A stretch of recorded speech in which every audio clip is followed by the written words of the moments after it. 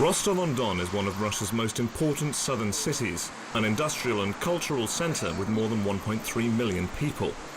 This is a 21st century town that's proud of its history, where you can find cutting-edge technology and people that still follow traditions that date back centuries. This area is an agricultural jewel. Covered with rich, fertile soil and blessed with a mild climate, it's the second most productive region in the country. But if you want to appreciate it properly, you really need somebody to give you a lift. Never done this before. Maybe the best way to see the sights of Rostov. Can't wait. The weather was perfect, and soon I was getting a panoramic view of the nearby farmland, although it can be a little hard to concentrate with all the gadgets on display. And I was with one of the best. Major Sergei has been flying for over 20 years and fought against the Mujahideen in Afghanistan. I couldn't have been in safer hands, and we headed low to the ground for a closer look. You can see the green earth and the black earth, which this region is really famous for here, and what makes it such an agricultural paradise for the farmers. And after a quick tour across the river, I was ready to head back to Earth to see some of the crops for myself. I was visiting one of the region's largest agricultural firms, Tapaz, who just finished raking in a huge harvest. Sunflowers, rice and grain all flourish here. But before they can be sold, they have to be checked for quality. The lab girls take samples of the crop and run a series of tests to check for moisture, protein and gluten content. If they pass, then they're ready to be loaded onto the trucks, although in some cases, that process can be pretty labour-intensive. Do you ever feel like you're fighting a losing battle? There are over 4,000 tonnes of sunflower seeds in this warehouse alone, waiting to be shipped off to clients around the Rostov region. And there's one company that takes in a particularly big order. Because Rostov is home to the largest sunflower oil producer in the whole of Europe. Юг-руси produces 30 million bottles of oil every month from 200,000 hectares of sunflowers.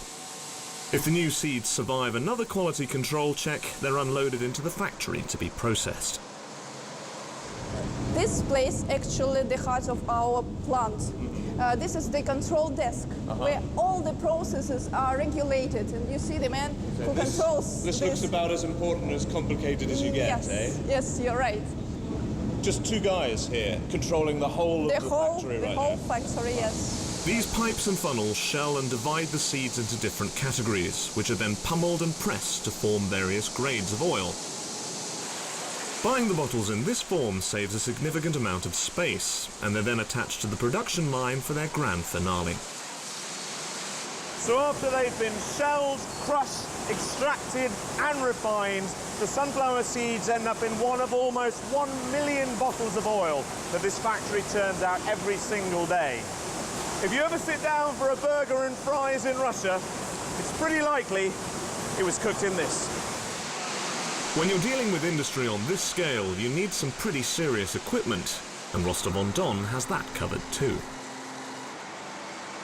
Rostov is the largest supplier of agricultural machinery in Russia and sells to almost 50 countries around the world.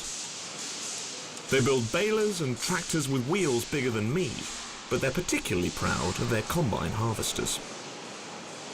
This is the end of the production line. It's not safe to be here without a helmet. Okay. Safety first, people. Each machine is state-of-the-art and is checked over hundreds of times, just to make sure that arm action is working smoothly. If you're a farmer, this is your dream machine. It's the cutting edge of agricultural technology. Every single hour, you're sucking up almost 20 tons of corn, rice, maize. If you've got crops, this is the thing you need. But, of course, what every new combine really needs is a good test drive. So can I have a go? Watch your step. Oh, the fun part of the job. This is a Russian-made machine. And these machines certainly don't lack for creature comforts. This is the transmission, here's the steering wheel, and this moves you forward. You've got a cigarette, though. And a fridge. A cigarette lighter in a fridge. You can live in this thing. Отлично. So here I was. I had a brand new combine harvester, and they were about to give me the key. $300,000 worth of machine, 20 tons, and they trust me not to break it. Sometimes I really love what I do. It was a little late in the year to go out into the fields, but luckily they've got pretty wide roads around here, and there weren't any police around to observe my highly illegal U-turns. The combine may be massive, but it's surprisingly easy to drive, and I arrived back at the depot with everything and everyone still intact. The people of Rostov may be surrounded by the latest technology, but they're also still in touch with their past, and no more so than the area's Cossack population. The Don Cossacks were runaway serfs who settled alongside the river here hundreds of years ago. They formed their own society and gained a reputation as superb horsemen and fierce fighters, playing significant roles in Russia's military campaigns up until the 20th century. They also adopted traditions from the countries they visited, and I'd been invited to the village of Stary Cherkask for an authentic Cossack coffee ceremony. Anna and her mother sit down for coffee every day at 11 o'clock. It's a tradition that dates back to the Turkish wars of the 17th century, where the Cossacks brought back Turkish habits along with their new Turkish wives. And it's been a big social occasion ever since. It was not simply a meal with coffee, but a ritual get-together over coffee to discuss matters of interest. Cossacks never drank on their own. They always invited women neighbors and other friends. And you don't just drink plain coffee. It's always served with whipped milk curds called kaymak. It's like clotted cream they're scooping off. It looks extremely nice, whatever it is. I guess I'm going to get some kind of Cossack cappuccino here, I think, looks of things. After 2 cups and around 10 of Anna's delicious pancakes, I was ready to see what else was going on in the village, and I didn't have to look far. Vitaly and his friends are Cossack stunt riders who perform all around Russia, but they're also happy to train new students, providing they're wearing the proper gear, of course. Well, shall we go and try? Okay, I'm ready. I'm authentic. All I'm missing now is the beard, but we don't have time for that. I'd had a few riding lessons by now, and I was confident that nothing could possibly go wrong, assuming Vitaly wasn't going to make me copy his protégés. Anton here was once in the Presidential Guard, and he's following in the footsteps of a proud line of Cossack horsemen. Napoleon said that these guys were the best cavalry in the whole of the world, and if he had had them, he could have conquered the whole of it. They were an inspiring sight, and moments later, I was ready to get into the saddle. So this is Tomahawk. Tomahawk, apparently a former racing horse, and he's going to be the horse that I'm training on today. The quietest one of all, apparently. Third time on a horse. Wish me luck. It took a while, but eventually Vitaly was happy to let me trot off without him holding the reins. Oh, there you go. Third lesson. I think I'm getting a little bit more confident on these guys. Never know.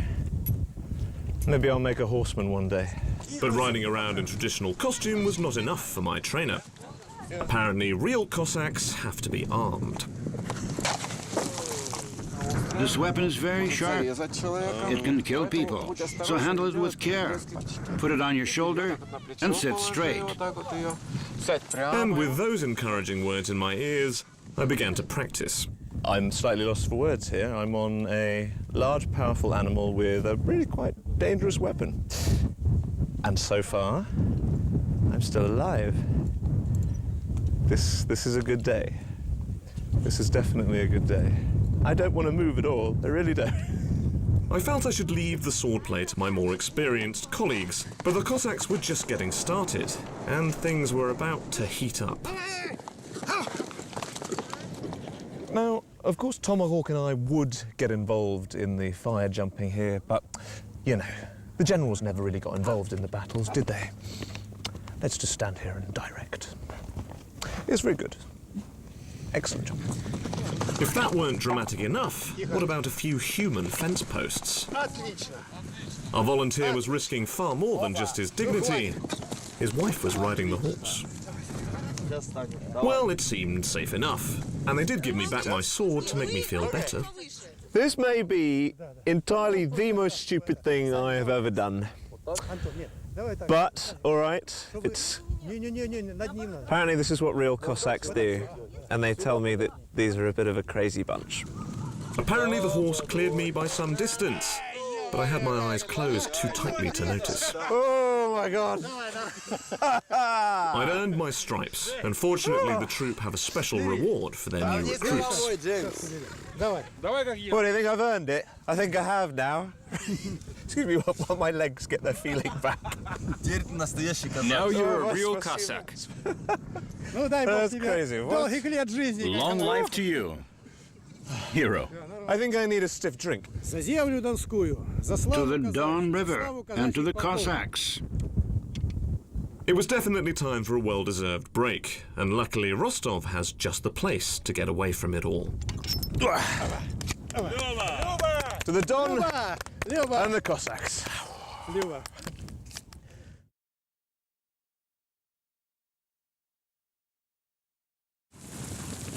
If training with Cossacks doesn't inspire a love of horses in you, nothing will.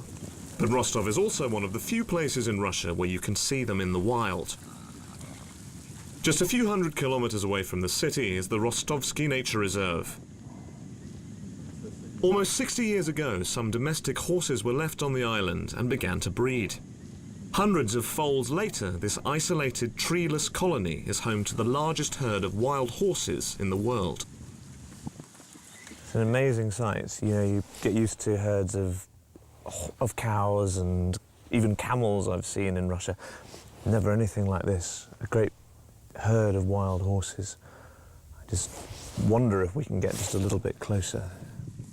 In fact, the horses are used to humans. Members of the public are frequent visitors, along with the park rangers who come to study the horses' behaviour, numbers and foliage levels on the island. And if you approach them with a tempting treat, you might get closer than you dared hope for. One thing about spending a day on a freezing island is that you tend to work up an appetite. But with no restaurants for more than 100 kilometres in any direction, if you want to eat out here, you'd better catch it yourself. Here it is, James. We're approaching the Polotavskoye Reservoir now. It's the biggest in Rostov. We're approaching the crayfish station. Right, bit of fishing. Crayfish are a real local delicacy, and the clear water here provides perfect conditions to find them in.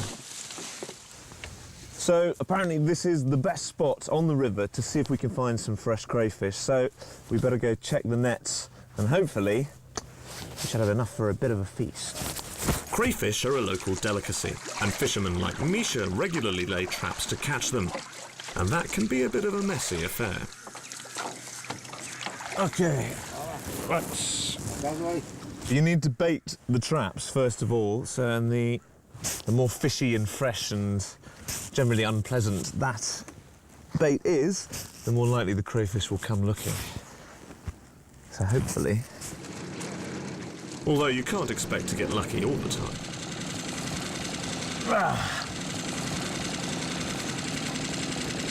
Oh my God.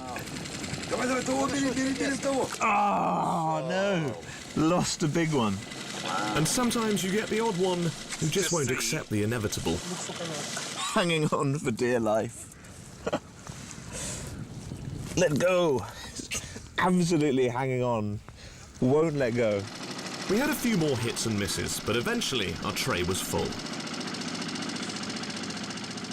Спасибо большое. Look at that.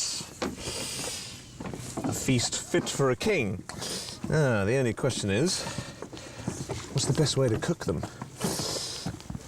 Garlic, butter, salt. Whoa, too many things. I decided I needed a bit of help if I was going to prepare these guys properly. And for that, I needed to make a speedy trip back into the city. There's very little that I like more in this world than fresh shellfish. And you don't really get much fresher than that, do you? So I've heard that there's one place in this city that they really know how to cook it. This is Rostov's best seafood restaurant, appropriately enough called Fishka. Здравствуйте. Hello. Hello, my friends. How are you? Very well, thank What do you you. have? I have some wonderful fresh crayfish, and I've heard that you are the gentleman to show me how to do a proper Rostov crayfish boil. Yes, why not? Fantastic. You coming to with I me? am really looking forward to this. Look at it, right? Srečka has been working in Rostov for almost 10 years and cooking for more than 30. He's passionate about fresh fish and an expert when it comes to the local crustaceans. And we were going to make a Cossack favourite. The now is boiled shrimps. This is the typical from the Rostov because the shrimps living where is the very nice water, where is the cold water and where is the cleaning water. This is the special. And this is the ryan from the Kazakh. Right. Yes, Cossack food, yeah. Yes, and this is the very nice special recipe. It's not a problem. You make it in the home when you have the time. While Srečka was busy at the stove, I was put to work chopping vegetables for the bouillon. Although we had to keep an eye on the odd crayfish trying to launch a daring escape. Look, it's very, very nice. And once everything was boiling away, it was time to add the main ingredient. Excellent. About. The Russian Crayfish Protection League has deemed this footage too graphic for network television. Please do not adjust your set. We'll be back soon with your regular programme. Oh, check these out. Fresh cooked Rostov local crayfish. Now, obviously I'm going to dig in here, but you've got to do these things properly. So, according to local Cossack tradition, spasiba, I must wash everything down with a cold beer. My life is very hard sometimes.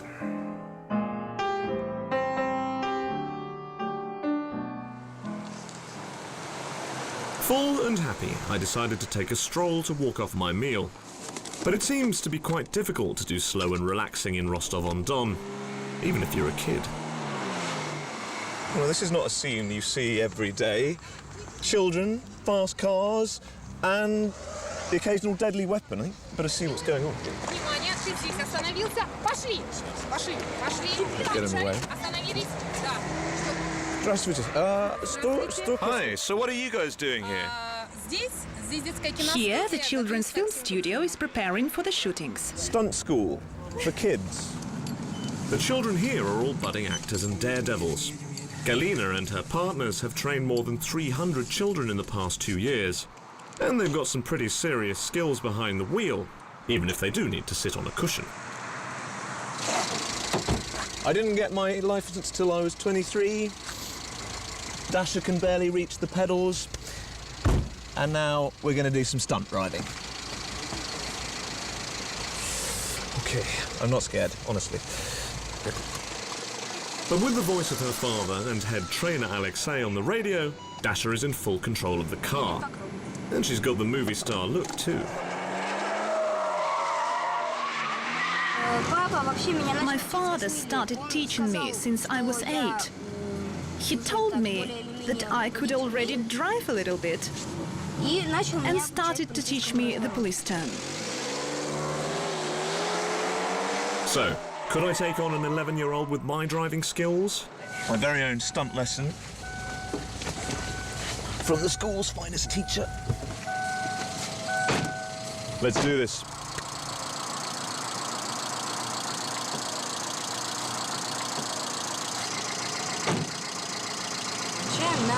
Press the brake pedal and switch to reverse. First brakes. Now step on it and drive backwards. Then you spin the wheel to the left. You have to be very quick. Wish me luck.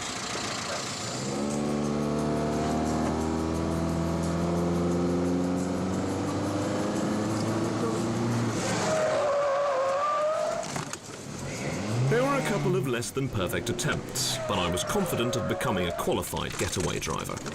Woohoo! You'll never take me alive, copper! After all, with such an expert instructor, how could I not succeed? Now, that might not be in the driver's handbook, but that's a hell of a lot of fun.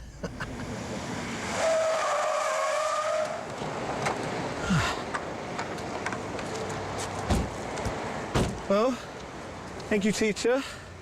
A very good lesson. Ladies and gentlemen, coming soon to a cinema near you, Rostov-on-Don. Watch out for this one. But not every girl grows up wanting to be a racing driver here. And in Rostov's beauty trade, business is also booming. Image Elite have been based here for 20 years, and they've got nearly 300 models on the books. In the past 10 years, they've produced 1 Miss Universe, 3 Miss Russias, and in 2009, 1 Mrs. World. Victoria Radochinskaya won the title in Thailand, and the phone's not stopped ringing since. She's married with an 8-year-old son, and it seems that all this new attention has been keeping her away for too long from the men in her life.